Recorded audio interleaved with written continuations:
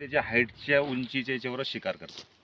2 ते 3 फुटाची उंचीची शिकार करतो. लहान मुलांना सांभाळायचं. बरं सर, पाणी भरणार जे आता जात आहे शेतकरी समजा समजा रात्रीच्या तुम्ही वेळेस, गाणं लावलं समजा तर कदाचित, त्याला बचाव करण्यासाठी काय काय उपाययोजना हा, करावं तर लागेल? त्याच्या उपाययोजना हेच आहे आपल्याला का बाबा आपण वाफाला हे करतो तर चालता फिरता थोडंसं खकारणं किंवा दांगडू करणं, हा हुकल, म्हणजे जेणेकरून त्या माणसाला हे होऊन जाईल, त्या बिबट्याला आभास होईल का कोणीतरी मनुष्य आहे रे. येतोय, तो आपली जागा बचाव चेंज करून टाकतो. तो काही तर कोणी माणसाचा भास होतोय बा, किंवा मोबाईलवरती गाणे लावणे.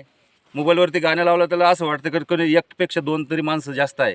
भजन वगैरे कीर्तन लावतात, जसं की 4-5 माणसाचा आवाज येतो ना त्या भजन गाण्यामध्ये, तर असं वाटतं की किती 4-5 माणसं येतो, तो आपली जागा दिशा चेंज करून घेतो. तो तर शक्यतो आपल्या जनावर याच्यावर अटॅक माणसावर करतच नाही तो, कारण तिची शिकार मी तुम्हाला पहिलेच बोललो की ते 2 ते 3 फुटाच्या अंतरावरती तिची शिकार राहते. कदाचित त्याला अटॅक कधी होतो का माणूस चुपचाप बसलेला आहे आणि खाली वाकून काम करतोय, वाकून त्याला असं वाटतं काहीतरी शिकार आहे डुक्कर आपलं. आहे किंवा कुत्रा आहे. 4 पायाची शिकार आहे ना तिची. 2 पायावर कधीच शिकार करणार नाही बिबट. 2 पायावर उंच जनावर असला कधीच नाही. एखादा बैलावर जेव्हा होतो ना अटॅक, तो बसलेला राहतो आणि झोपेल राहतो.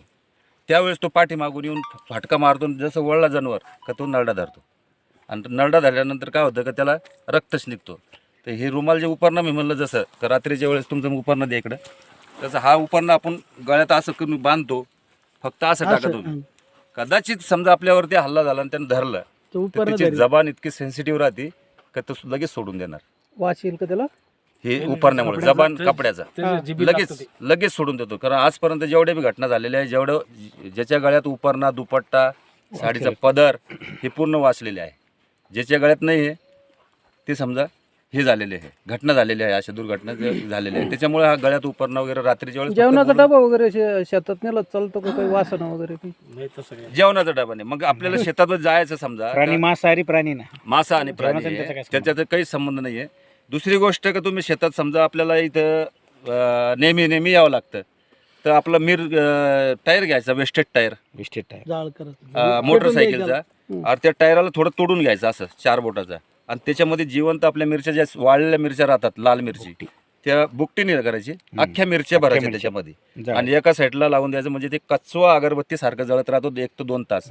त्याचा ठसका 1 ते 2 किलोमीटरमध्ये पसरतोय, आणि त्या पसरल्यामुळे तुमचे रानडुक्कर, हरणी येणं बंद होतात. कारण रानडुक्कर 5 किलोमीटरपासून शोषण क्रिया राहते रानडुकराची. म्हणजे आपण काहीतरी मक्का पेरली, काहीतरी पेरलं समजा, त्या वासाने ते रानडुकरं येतात, आणि रानडुकरामुळे काय होतं, हा पाठीमागं त्यांच्या शिकारीसाठी येतो, खाद्यासाठी त्यांच्या, रानडुक्कर किंवा कुत्रे, भटकी कुत्रे यांच्यासाठी.